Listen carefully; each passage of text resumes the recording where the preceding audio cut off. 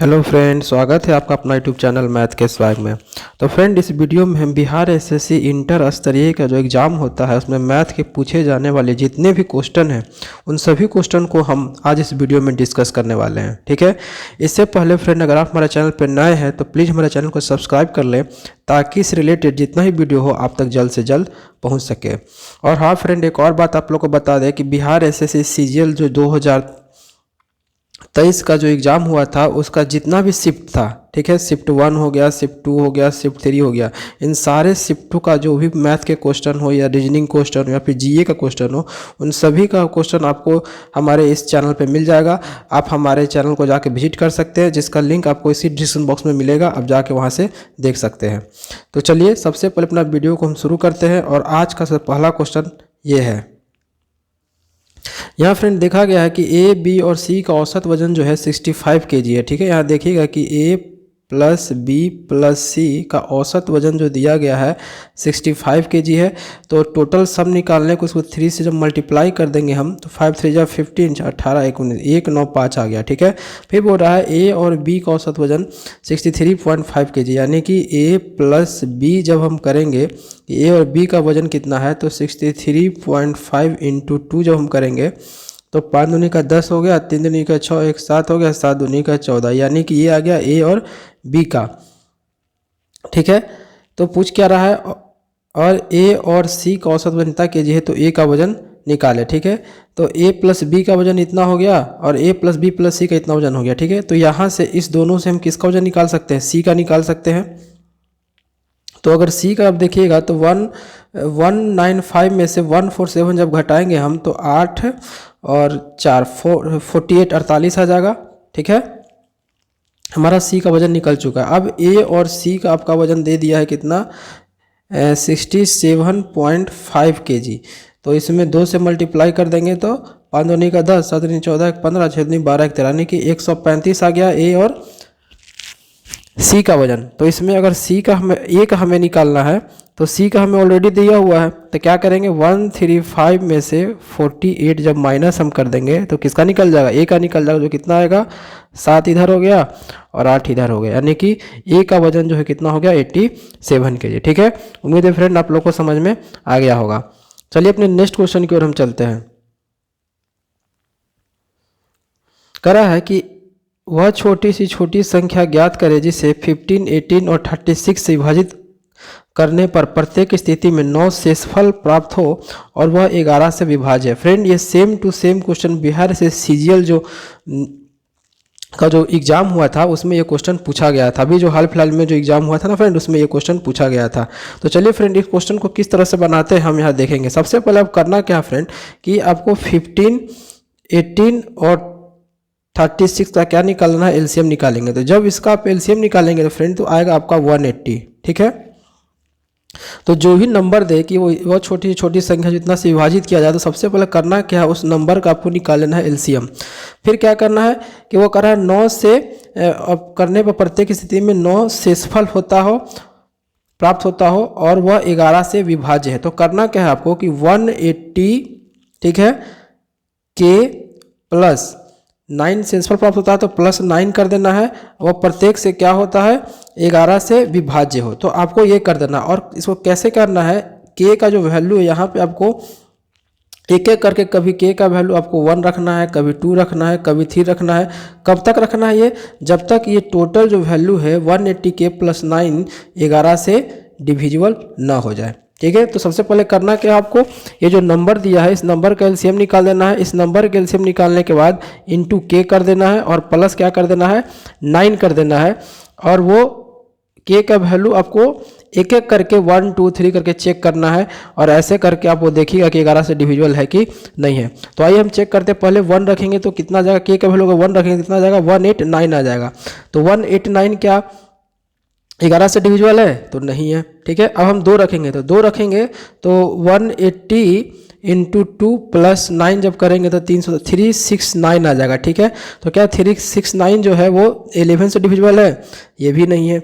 अब हम 3 रखते हैं तो 549 आ जाएगा 3 रखने के बाद। तो क्या वो 11 से डिविजिबल है 549, तो देखेंगे तो 44, नहीं ये भी डिविजिबल नहीं है। ठीक है, इस तरह से फ्रेंड आपको क्या करना है, आपको एक एक करके आपको क्या करना है, चेक करना है बारी बारी से, ठीक है।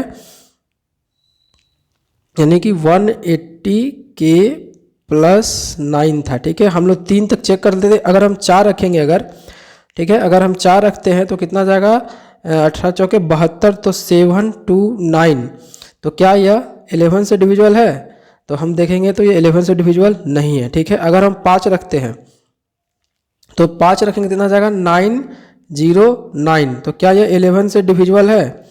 909, तो 88 आ जाएगा। और कितना जाएगा आप यहाँ से 2, ये भी डिविजुअल नहीं है। अब हम क्या रखते हैं फ्रेंड, 6 रखते हैं, तो 6 रखेंगे तो 1080 प्लस 9, ठीक है, यानी 1089। क्या ये 11 से डिविजुअल है? चेक करते हैं हम। 1 रखेंगे, 1 तो नहीं रखाएगा, है ना, 9 रखना पड़ेगा, तो 99 हो गया, और ये 9 आ गया, फिर ये 9 आ गया, फिर 9 से कट गया। यस फ्रेंड, 11 से डिविजुअल है, इसका मतलब इसका जो सही आंसर होगा वो क्या होगा, 1089, ठीक है। तो समझ में आ गया क्या करना है आपको। आपको एलसीएम निकालने के बाद इस तरह फॉर्मेट में ले आना है और के का वैल्यू एक एक करके रखना है, और वो देखना है कि वो 11 से डिविजुअल है कि नहीं है। बहुत ही इंपॉर्टेंट क्वेश्चन है फ्रेंड, ये लगभग सभी एग्जाम में पूछा जाता है। तो चलिए अपने नेक्स्ट क्वेश्चन की ओर हम चलते हैं, जहाँ पे बोल रहा है कि 20%, 15% के दो क्रमिक छूट के समतुल्य एकल छूट कितना होगा। तो बहुत ही सिंपल क्वेश्चन है फ्रेंड, क्या करना है, 20 + 15 - 20 × 15 और बाई 100, यही एक समतुल्य एकल छूट होगा, ठीक है। तो 20 बचेगा या 100, 5 दिया का 15, ठीक है। तो यहाँ से देखिएगा तो 35 - 3 निकल कितना आ गया, 32 हमारा आंसर आ गया, ठीक है। उम्मीद है फ्रेंड आप लोग को समझ में आ रहा है। ये बहुत ही इंपॉर्टेंट क्वेश्चन है फ्रेंड, जो एग्जाम में आपको पूछा जाता है। चलिए नेक्स्ट क्वेश्चन की ओर हम चलते हैं, जहां पे आपको कह रहा है कि tan 11, tan 17, tan 79, tan 73 का मान क्या होगा, ठीक है। तो फ्रेंड इसमें करना कुछ नहीं है, जब भी tan और cot में है तो आपको देखना है कि सम 90 हो रहा है कि नहीं है, ठीक है। 90 होगा उसे साथ में रखेंगे। तो फ्रेंड देखिए tan 11 और tan 79 का जब सम कीजिएगा आप तो कितना आ जाएगा, 90 आ जाएगा, ठीक है। और tan 17 और tan 73 को जब ऐड कीजिएगा तो कितना आ जाएगा, 90 आ जाएगा, ठीक है। यानी कि ये दोनों का वैल्यू देखेंगे तो आप कितना हो गया, 1 हो गया, इंटू, और ये दोनों का वैल्यू देखेंगे तो कितना हो गया, 1 हो गया, यानी 1 × 1 कितना हो गया, 1 हो गया, ठीक है। क्योंकि पता है आपको इस तरह से सॉल्व कर सकते हैं। tan 11 और tan 17 को क्या लिख सकते हैं आप, तो tan 79 को क्या लिख सकते हैं आप, tan 90 डिग्री माइनस tan 11, ठीक है। tan 90 डिग्री माइनस tan 11, हाँ, यानी कि tan 11 डिग्री और ये tan 90 - 11 क्या हो जाएगा, cot 11 हो जाएगा। और इस तरह से इसका वैल्यू कितना हो जाएगा, 1। सेम प्रोसेस इसमें करेंगे तो 1 × 1 कितना हो जाएगा, 1, ठीक है।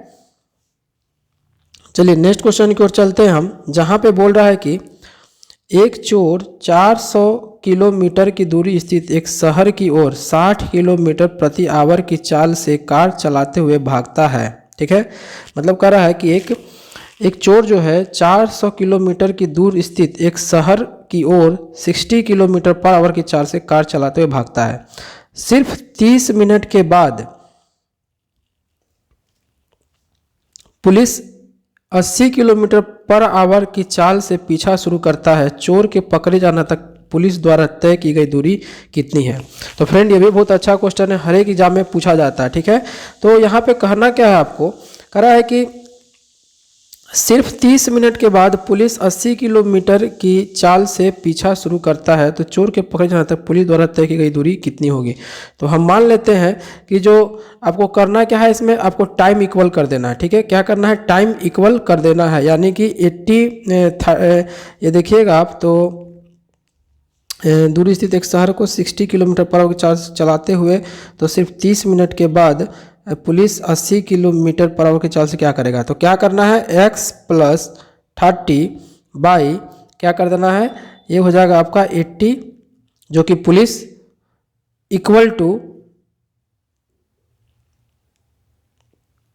x इक्वल टू क्या करना है आपको, x + 60, यानी कि x डिस्टेंस ट्रैवल करना था चोर को, कितना लिया टाइम, इस टाइम की स्पीड कितना था, 60 था। तो x बाई जब 60 किए तो ये हो गया इतना टाइम चोर लेगा, ठीक है। और x यानी डिस्टेंस जो कवर करना था +30, यानी कि वो और डिस्टेंस कवर करना था बाई 80 अगर कर दिए तो क्या हुआ, ये टाइम लग गया किसको, पुलिस को, और दोनों टाइम क्या हो गया, इक्वल हो गया। तो यहाँ से जब आप काटेंगे तो 3 2 जा हो जाएगा 3 2 जा और 4 8 जा, तो 3 6 और 4 6 आ गया और 3 3 जा 9, तो x इक्वल टू कितना आ गया हमारा 90 किलोमीटर। ठीक है, अरे 90 किलोमीटर पुलिस क्या करेगी, डिस्टेंस दूरी को तय करेगी। ठीक है, चलिए अपने नेक्स्ट क्वेश्चन में चलते हैं हम, जहाँ पे बोल रहा है कि x माइनस वाई माइनस 18 के पावर 1/2 है, यानी कि √18 है फ्रेंड। ठीक है, इक्वल टू -1, तो हम यहाँ लिख सकते हैं x minus y equal to, है ना, √18 - 1। ठीक है, नेक्स्ट इसको देखें हम, तो x plus y equal -3 into 2 के पावर हाफ है, यानी कि 3√2। ठीक है, इक्वल टू 1, इक्वल टू 1 होगा। ठीक है, यहाँ पे मिसप्रिंट है, यहाँ पे कर लीजिएगा इक्वल टू 1 या -1 भी हो सकता है, हम 1 रख के चलते हैं। ठीक है, तो x plus y equal to क्या आ गया, 1 + 3√2। ठीक है, तो ये यहाँ से निकल के आ गया, ये यहाँ से निकल के आ गया। ठीक है, 18 को क्या लिख सकते हैं फ्रेंड, √18 को क्या लिख सकते हैं हम, √18 को हम लिख सकते हैं 3√2 -1। ठीक है, यानी x minus y equal to हो गया 3√-1, और यहाँ से x plus y equal to हो गया 1 + √3√2। करना क्या आपको, 12 इसका वैल्यू आपको निकालना है। ठीक है, तो x² माइनस वाई स्क्वायर इस दोनों को मल्टीप्लाई करेंगे तो आ जाएगा फ्रेंड, यानी कि x² माइनस वाई स्क्वायर होता है ना, x plus y into x minus y, तो हम कर सकते हैं, तो क्या आ जाएगा हमारा, ये भी a प्लस बी है, ये भी a माइनस बी है। ठीक है, समझ में आ रहा होगा आपको, तो क्या हो जाएगा 3 3 9 18 - 1 इक्वल टू कितना आ गया 17। ठीक है, यहाँ से ये निकल के आ गया, क्योंकि हम क्या किए यहाँ पे a प्लस बी और a माइनस बी का फॉर्मूला यहाँ पे अप्लाई कर दिया। ठीक है, और क्या बच गया आपको, बच गया है x इंटू वाई। तो x इंटू वाई क्या करना फ्रेंड आपको, इसमें से और इसमें से x का आपको वैल्यू निकालना पड़ जाएगा। ठीक है, यानी कि x minus y equal to 3√2 - 1 और x plus y equal to 3√2 + 1। जब इस दोनों को सॉल्व करेंगे हम, ठीक है, तो कितना जाएगा देखें तो आप, तो यहाँ से y कैंसिल हो गया और 2x हो गया, यहाँ से 1 1 कैंसिल हो गया, तो 3 3 6√2, तो x इक्वल टू जो हमारा आ गया वो 3√2। ठीक है, और y जब देखें अगर हम, y क्या आ जाएगा, तो x का वैल्यू इसमें अगर पुट कर देते हैं तो y का वैल्यू आ जाएगा 1। ठीक है, अब बस सारे को मल्टीप्लाई कर देना है, यानी कि क्या करना है आपको, देखिएगा यहाँ तो 12 इंटू 3√2 इंटू 17, इस सारे को मल्टीप्लाई करने के बाद ही हमारा क्या आ जाएगा फ्रेंड, आंसर आ जाएगा। ठीक है, उम्मीद है कि आप लोग को समझ में आ रहा होगा। चलिए नेक्स्ट क्वेश्चन की ओर हम लोग चलते हैं अपने, जहाँ पे कह रहा है कि 1433 1433 1422 1425 को 12 से विभाजित किया जाता है तो शेषफल क्या आएगा। ठीक है, तो ये भी question friend Bihar SSC CGL के एग्जाम में पूछा गया है। ठीक है, तो देखिए ध्यान से देखिए कैसे बनाता है। करना क्या है कि 1433 इंटू 1433 इंटू 1422 इंटू 1425 डिवाइड 12, इसको 12 से डिवाइड करना है। तो हम क्या करते हैं, रिमाइंडर थोड़े में यहाँ पे लगाते हैं। जब 12 को 1433 से जब हम डिवाइड करेंगे, ठीक है ना, तो रिमाइंडर में यहाँ +5 आएगा। ठीक है, यहाँ भी सेम नंबर है तो यहाँ भी क्या आएगा, रिमाइंडर में +5 आएगा। रिमाइंडर थ्योरम फ्रेंड जब यहाँ से हम करते हैं तो यहाँ से जब करेंगे कितना आ जाएगा, -6 आ जाएगा। किस तरह से देखिए, 12 को अगर हम 1422 से जब हम करेंगे, ठीक है, तो एक से लगाएंगे तो 12 2 फिर आ गया 2, फिर 12 दूनी का 24 तो ज़्यादा हो जाएगा, तो फिर 1 से लगाएंगे हम, फिर 12 आ गया। ठीक है, तो यहाँ कितना निकल के आ गया 0, यहाँ 1 कितना आ गया 2। ठीक है, अब क्या कर दें हम, 12 नंबर अगर लगाएंगे तो 108 आ जाएगा ना, 108 आ जाएगा, जो ज़्यादा आ रहा है तो इसमें से कितना घटेंगे, 108 में से 2 घटाएंगे कितना आ जाएगा 6, इसीलिए -6 यहाँ पे लगा है। ठीक है, और जब इसमें से करेंगे,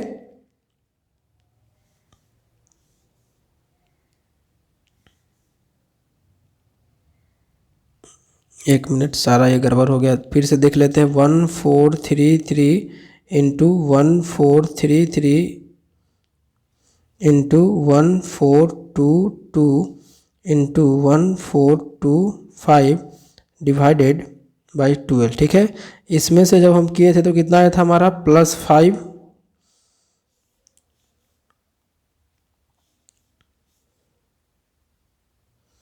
ठीक है, इसमें भी करेंगे तो +5 आएगा।